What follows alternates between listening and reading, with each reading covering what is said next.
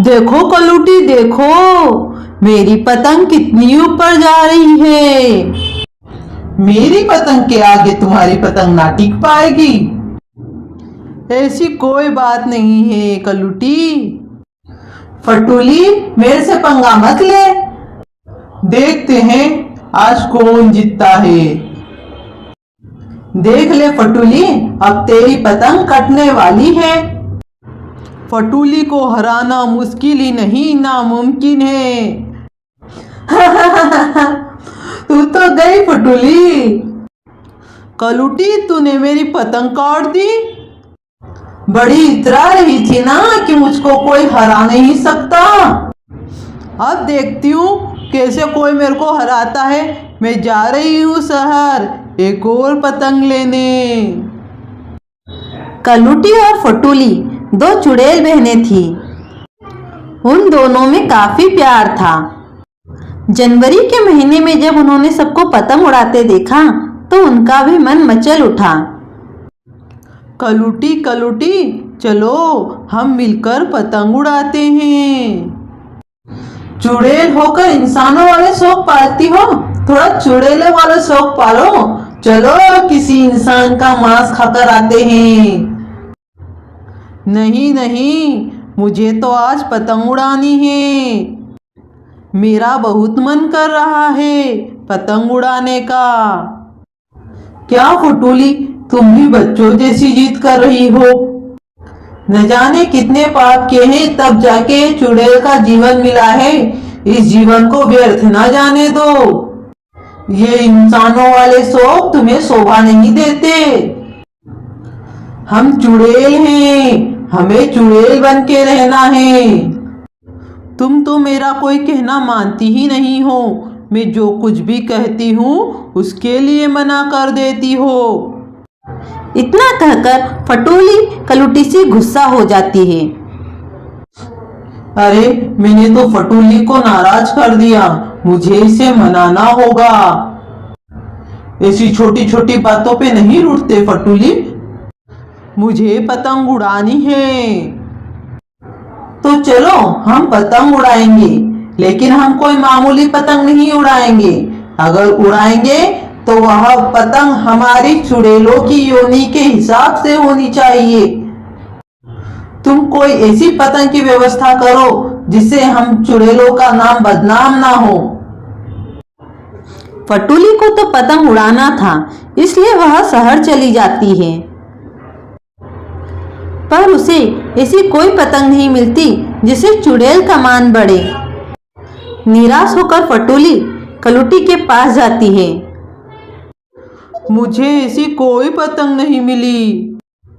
मुझे अब पतंग नहीं उड़ाना। यह कहकर फटूली निराश होकर बैठ गई। तुम निराश क्यों होती हो? मैंने ऐसी पतंग की व्यवस्था कर ली है। हम चुड़ैले हैं, हम कोई मामूली पतंग नहीं उड़ाते।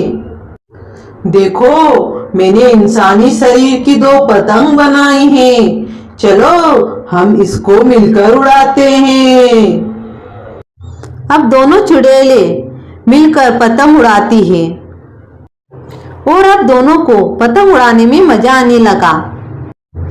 देखते ही देखते दोनों की पतंगबाजी एक प्रतिस्पर्धा में बदल गई, जिसके कारण कलूटी या फटूली एक दूसरे की पतंग काट देते थे और कटने के बाद इंसानी शरीर जमीन पे गिर जाता, जिससे उसमें से खून निकलने लगता और वह खराब हो जाता।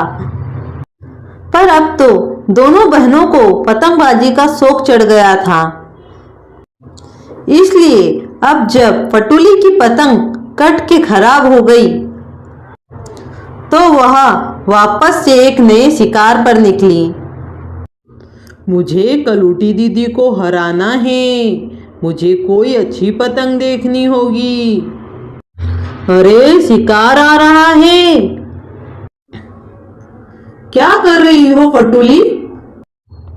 मैं पतंग की व्यवस्था कर रही हूँ। फटूली वो तो बहुत मोटा है। आसमान में तो हल्का फुल्का इंसान उड़ता है। चलो किसी हल्के फुल्के इंसान को पकड़ते हैं। ऐसे ही दोनों चुड़ैले अब गांव से ही लोगों को उठाकर लाने लगी। एक दिन एक सेठ का बेटा आंगन में खेल रहा होता है। अरे ये तो कितना क्यूट है, अगर इसे मैं पतंग बनाकर उड़ाऊंगी तो मेरी पतंग तो कलुटी से बहुत सुंदर दिखेगी। और यह सोचकर वह उस बच्चे को उठा लेती है। सेठ ने सुना जरूर था कि कोई चुड़ैल बहनें लोगों को उठाकर ले जाती है, पर आज पहली बार उसने चुड़ैल को देखा था। जब वह बच्चे को उठाकर ले जाती है तो सेठ घर में से तलवार ले आता है और वह बिना कुछ सोचे समझे फटूली को काट देता है। तलवार के प्रहार से फटूली मर जाती है। जब काफी समय के बाद भी फटूली कलुटी के पास नहीं आती तो वह उसकी तलाश में निकल जाती है। इधर से ही फटूली की खुशबू आ रही है, जरूर फटूली यहीं कहीं होगी। फटूली की खुशबू सुनकर वह सेठ के आंगन में पहुंच जाती है। सेठ ने फटूली को वहीं गाड़ दिया था। जब दूसरी चुड़ैल वहां गड्ढा खोदती है तो उसे अपनी चुड़ैल बहन की लाश दिख जाती है। फटूली, तुम मेरे को छोड़ के नहीं जा सकती फटूली, अब मैं किसके साथ पतंग उड़ाऊंगी? तेरी मौत का कारण तेरी पतंगबाजी का शौक बना है और मैं तेरे इस शौक को जरूर पूरा करूंगी। अब मैं पूरे आसमान में लाशें ही लाशें उड़ाऊंगी। देखती हूँ मुझे कौन रोकता है। कहानी का दूसरा भाग देखने के लिए वीडियो को लाइक और चैनल को सब्सक्राइब जरूर करना। वीडियो देखने के लिए धन्यवाद।